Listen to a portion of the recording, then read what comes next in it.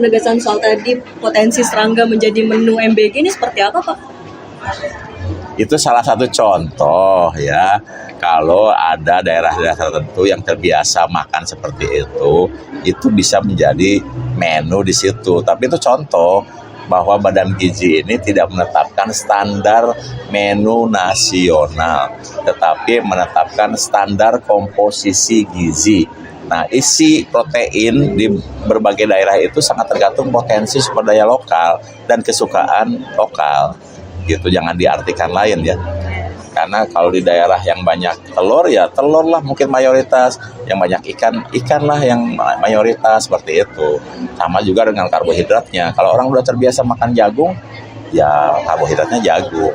Jadi kalau kita bicara tentang serangga, sebenarnya bukan merupakan protein hewani baru untuk dikonsumsi, karena di beberapa wilayah di Indonesia itu sudah mengkonsumsi sebagai sumber protein.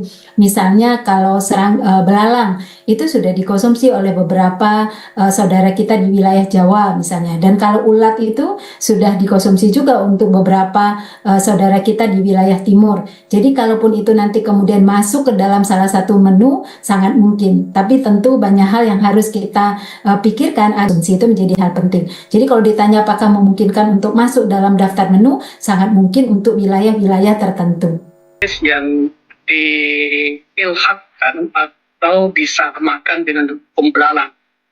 Di dalam fatwa MUI ada 2 jenis spesies yang sudah disamakan hukumnya dengan belalang. Yang pertama adalah jangkrik, yang kedua adalah bokenial. Jangkrik itu dihalalkan baik untuk konsumsi maupun untuk produk lainnya selama tidak membahayakan. Demikian juga dengan kokenial, dia disamakan hukumnya dengan belalang karena dari siklus hidupnya, kemudian lingkungan dia hidup, kemudian yang dikonsumsi, kemudian sifat-sifat lainnya itu sama dengan belalang. Jadi kita tidak bisa menghukumi secara umum bahwa serangga itu menyerupai belalang tanpa ada penelitian khusus. Tetapi saya ulangi lagi bahwa pendapat sebagian besar ulama, apalagi Syafi'iyah, mazhabnya orang Indonesia, secara mayoritas umat Islam Indonesia, itu menyebutkan bahwa al-hasyarat atau serangga selain belalang adalah haram. Ini tentu kenapa menjadi ramai, karena memang literasi kita terkait dengan kesehatan, literasi kita terkait dengan makanan-makanan yang disebut dengan bergizi dan mengandung begitu banyak protein itu sangat rendah sekali. Jadi yang dibayangkan makanan yang bergizi itu adalah makanan-makanan seperti daging, seperti ayam, kemudian sayur mayur, termasuk misalnya soal susu dan semacamnya. Makanya tidak mengherankan ketika Pak Dadan Hindayana ini mengatakan bahwa belalang, kemudian serangga termasuk ulat sagu itu dijadikan sebagai menu alternatif di daerah-daerah yang itu menjadi makanan favorit, itu menjadi gaduh.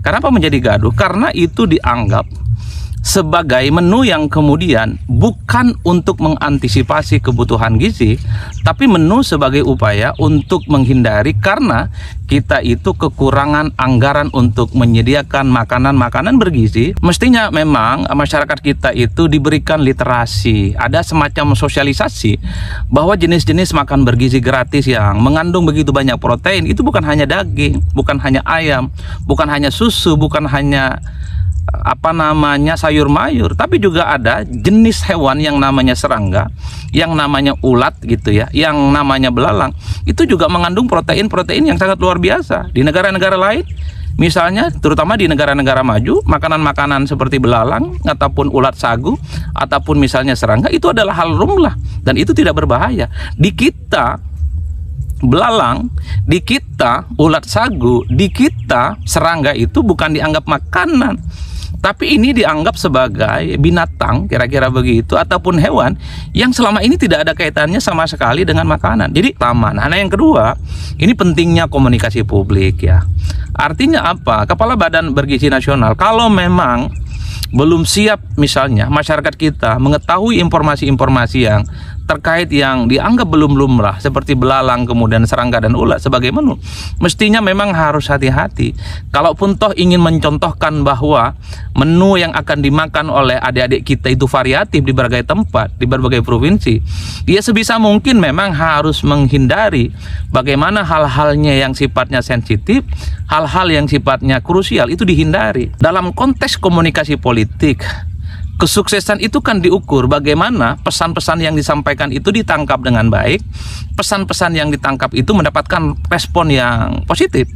Artinya apa? Sekalipun misalnya soal menu alternatif di wilayah tertentu, bahwa soal serangga, soal belalang, soal ulat sagu sebagai menu misalnya, kenapa ini kemudian menjadi ramai sekalipun secara substansi ada protein dan ada gizinya? Karena memang secara komunikasi politik ini tidak bagus. Kenapa tidak bagus? Karena di tengah compang-campingnya upaya memperbaiki kualitas penyediaan makan bergizi gratis, ini muncul seakan-akan negara kita ini gagal, tidak punya dana untuk menyediakan makan bergizi gratis seperti daging, seperti ayam, seperti sayur, seperti susu. Maka opsinya adalah makanan-makanan yang kemudian dianggap remeh-temeh seperti serangga. Sehebat apapun program, kalau komunikasi politiknya itu tidak sesuai, tidak sampai kepada rakyat, maka dia akan menjadi isu dan blunder yang akan menjadi feedback, dia backfire, menyerang balik, dan efeknya tidak akan baik.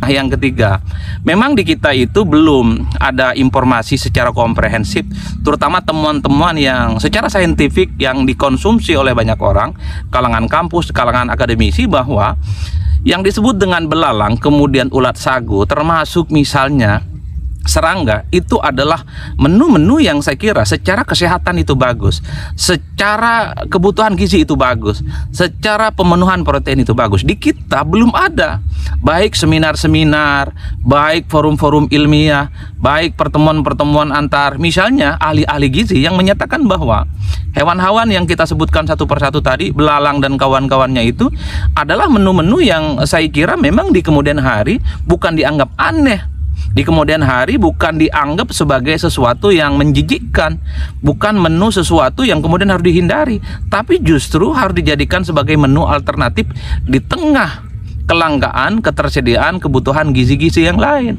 Jadi artinya apa? Temuan-temuan secara saintifik semacam ini mesti harus diperkaya melalui forum-forum, melalui sosialisasi yang semakin masif kepada rakyat, kepada masyarakat. Harus memberikan contoh makan binatang-binatang semacam itu. Jadi para pejabatlah yang kemudian harus memberikan contoh bahwa makan belalang, makan ulat, termasuk misalnya makan serangga, itu adalah menu sehat yang sesuai dengan kebutuhan seluruh rakyat Indonesia.